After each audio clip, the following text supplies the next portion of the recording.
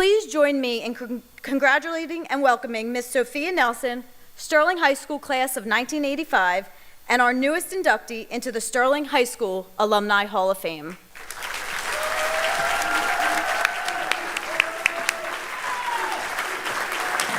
Here's just a little something for you.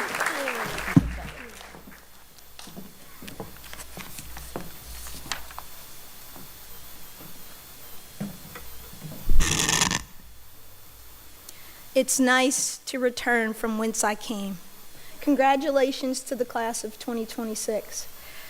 I have a lot of words tonight, but I'm going to keep them tight because I know how your generation feels about a lot of talking. I know you prefer to text. We're going to get into that. But before I get into my remarks, I want to say I'm deeply humbled and honored. Thank you, Sterling High School. Thank you to the Hall of Fame Committee, the administrators, the teachers, the alumni, families and students here tonight. I have been walking the halls, and it's been 41 years. I know I don't look it, but it's been 41 years since I walked these halls. That's a long time ago. And I thought I would start my remarks tonight for the young people here with taking you on a walk down memory lane. I want to tell you what my world was like in 1985. Ronald Reagan was president of the United States. Sandra Day O'Connor had just become the first female justice of the Supreme Court. And for those of you who didn't know, I wanted to be the first black female Supreme Court justice, but Ketanji Brown Jackson beat me to it. Our world was very different than yours. We actually had typing class and typewriters. We had home economics. We had 45s and albums. We had Walkmans with cassettes. I even tried to find my Walkman this weekend. I went in the basement because I wanted to show you what one actually looked like, but I couldn't dig it up. We had no GPS. If we had to travel more than 15 miles, we read maps, actual paper maps. When we liked a boy in school, we passed notes. We used phone booths and payphones, and we waited by the house phone that hung on the wall in the kitchen, of course with our parents giving us the eye like, don't you dare do that during dinner. And when we wanted to talk to our friends, if we couldn't get through, you would get this, We'd make an emergency breakthrough. You could actually do that. It cost $1. And you tell the operator, this is an emergency. I need to talk to my friend. And they would put you through. And when a guy wanted to ask us on a date, he didn't text W-I-D. Did I get that right? What you doing? W-I-D. He had to pick up the phone, and he had to call. Of course, he was afraid that our mothers might answer. And if he had to ask us to the prom or to a dance, he was afraid because he had to ask our fathers. It was a different world. And by the way, there was no ghosting back then. If you disappeared, somebody's mother got on the phone with somebody else's mother and said, where's your daughter? Sterling was our meeting place. Many of us came from small South Jersey towns just like you, Mount Laurel, Somerdale, Magnolia, and Stratford. We grew up with the same kids, knew the same families, and carried the same sense that people were watching. They were rooting for us, correcting us, and sometimes we gossiped a little too. In fact, if I am to take myself back just a little bit, your current superintendent, Mr. Sheehan, who spoke to you just a few moments ago, his big sister graduated with me, Colleen. That's Sterling. That's this community. We grow up together and we thrive together.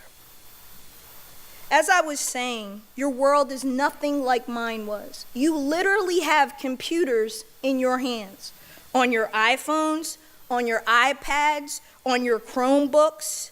You have AI, you have group chats, you have DMs. social media, endless information, and a world moving faster than anything we could have imagined back in 1985. But I want to talk to you today, young people, about the things that have not changed. The things that have not changed. The human condition has not changed. The need for community has not changed. The need for connection, for care, for belonging and love has not changed.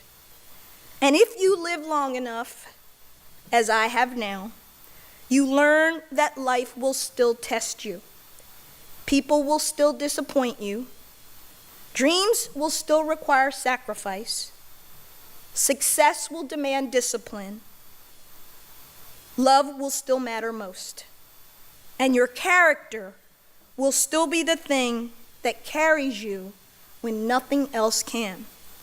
So tonight, I'm going to frame my remarks like this. I was thinking about being your age and what was important to me and what mattered. And so the title of my remarks to you is Everything I Wanted to Know When I Was 17. And I'm going to give you 5 things that I hope you will remember long after today. 5 things. I want you to remember these. I don't think you have your phones. You're not probably allowed. But write them down, post them. This is being recorded. Go back and listen to this, because I wish that when I was your age, someone came and told me what I'm about to tell you. So listen up. First, life is an adventure. Go see the world. You're small town kids. I was a small town kid. I've been to literally every continent on this earth, except for Africa. Small does not mean insignificant. Small towns can produce big dreams, big personalities, big leaders, big thinkers, big creators, and big lives. Leave home when you can.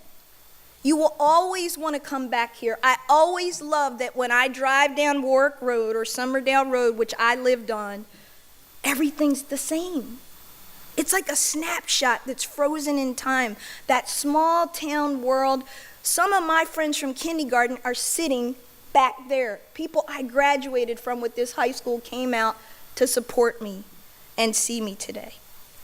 But I want you to know that there is more. There's more. So travel, study, explore, wonder, and wonder. Get outside of the box and see what you can make of your life. The next one is, you guys won't like this one, but it is what it is. Talk, don't text. And by the way, look up sometimes. You know, get it? Look up. Phones up. Your generation has more ways to communicate than any generation ever living in the history of this world. You guys are overloaded with sensory information. But the data tells us something interesting about your generation. You're more anxious, you're more depressed, you're more lonely, you deal with bullying, you deal with cyberbullying, you deal with comparisons on social media. You look at Instagram and you think that stuff is real. You think that the glamour and the glitz you see and the perfect figures and the bling and the money is real, and I'm here to tell you it is not. Texting is a mode of communication, but it should not be your only mode of communication. Talk, don't text. When you have something to say that matters, pick up the phone and have an audible conversation where another person hears you. Or better yet, ask to sit down and have a cup of coffee. Eye contact, face to face. You're going to need those skills, young people, when you go to college, and when you go to your first job, and when you get married, and when you have a family. You gotta know how to communicate. And I think we failed you to a degree. I think that's on us. Gen X, my generation, did this. We needed to teach you, as our parents taught us, the power of connectivity and face-to-face communication. When I say look up or you're gonna miss things. There's an amazing world out there. I was at Whole Foods the other day, and I was getting some groceries, and you know, I have one of those cars that has the screen and you back up and it beeps, and I noticed behind me my car was beeping. There were 3 young people your age, and they were on their phones, and they didn't notice I was backing out. They didn't care either. They kept doing what they were doing, and they didn't look up. And I thought, what would have happened if I didn't have the camera with the screen that beeps at me and tells me to stop? I want you to look up. I want you to have conversations. Conversations is how you build friendships that last for 40, 50 years. Some of these people you're sitting next to are going to be in your life when you are my age, when you are in your 50s. You're going to keep those friendships, and you will keep them not by texting, you will keep them by connecting. So, talk, don't text. Number 3, these are what I call the 3 F's. Focused, fair, flexible. You got to be focused. There are going to be a lot of things in your life that will distract you. Do not fall for distractions. They will get you off your path. Focus requires discipline, it requires a dream, it requires a purpose. And when you are focused, you succeed. Fairness. Be fair. Treat people the way you want to be treated. It's the golden rule. I'm not breaking news here. It will be as good 1,000 years ago as it is today, as it is 1,000 years from now. Be fair to people. Treat people the way you want to be treated. At school, at home, in life, at work, and one day when you have a family. Fair. Flexible. Now this one's important because flexibility is just another word for resilience. When I was your age, I had my whole life planned out. I did. I knew I was going to be a lawyer. I knew I was going to go to Washington. I wanted to be a congresswoman. I wanted to be governor, maybe senator, maybe president. You know, I already wanted to be on the Supreme Court. I told you that. And I was going to have 4 kids, and I was going to be married, and I had it all planned out. Some of it came true. Some of it didn't. You got to be flexible. You got to be resilient because life is going to throw things at you that you never see coming. That's why focus is so important. That's why building a good support system and connecting with people matters so much. That resilience is what you will call on, and some of you have had to do that already. Some of you come from challenging environments, challenging home environments. You have lack. You've had difficulty. There's strife, there's struggle, but you're sitting here right now. You already know resilience. But you will need to call on it again and again and again. So be flexible. And what I mean by that simply is make sure your dreams, your plans, your hopes, they're adaptable. You got to be able to pivot and to shift and to move sometimes. So don't just get stuck on one thing. Have a plan A, B, C, and D. Number 4, success requires sacrifice. Now that sounds pretty easy, right? Success requires sacrifice. No brainer, Sophia. No, it's actually much harder than you think. Again, you sitting here today, and I don't have statistical data with me to give you the numbers, but if you were to count every 5 people, and then every 10 people who will achieve whatever it is that they set out to do. Success requires sacrifice. It requires for you to be willing to give something up to get where you want to go. It requires you to sometimes put others first above what you want or what you need. Success is something that it costs us, but it also blesses us. And I know that every one of you here wants to be successful. Every one of you here wants to be successful. Last, this is the last one. Love is everything. That may sound a little strange now. You're young, but it is. At the end of the day, you'll keep coming back to love. You'll keep coming back to connection. You'll keep coming back to family. You'll keep coming back to friends. So what I want to encourage you to do now as you get ready to go out to the world and start college or join the military or have a job or go to tech school, whatever it is you're going to do, is to remember that at the end of the day, your humanity is what matters most. What kind of human being are you? How do you treat other people? And how do you teach people to treat you? By what you allow. Love, at the end of the day, is what this whole journey, is about. It's not about the things, it's not about the success, it's not about the money, it's not about the cars. Those things are great, and you will have those things. But when you get towards the middle of your life, and then towards the end of your life, what you lean on is that love. So I want you to remember this today, and I'm going to recap these for you, and again, the message is yours. Class of 2026, here are the 5 things that I wish someone had told me when I was your age. Number 1, life is an adventure. Go see the world. Number 2, talk, don't just text, and look up once in a while. Number 3, be fair, focused, and flexible. Number 4, success requires sacrifice. Number 5, never forget that love is everything. You may come from a small town, but your life doesn't have to be small. You may face unfairness, but you do not have to become unfair. You may lose things you wanted, but you do not have to lose yourself. God, do I know that one well.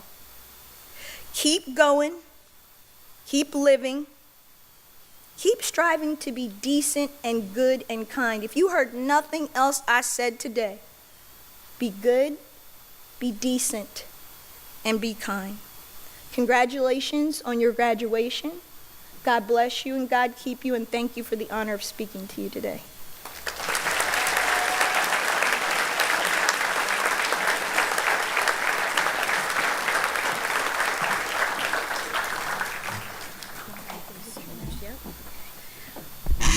Let's give another round of applause to Miss Sophia Nelson, please. This is for you. That's beautiful. Before we get started with the awards portion of the ceremony, I know that Miss Nelson would like to get a picture with the recipients of the senior awards tonight. So if you wanted to just have it stand over there and in front of them. Do you guys all want to stand real quick for a picture, please?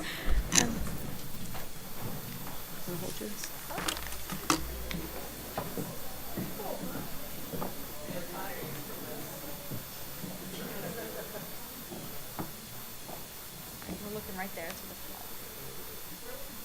The photographers are right here in the front row.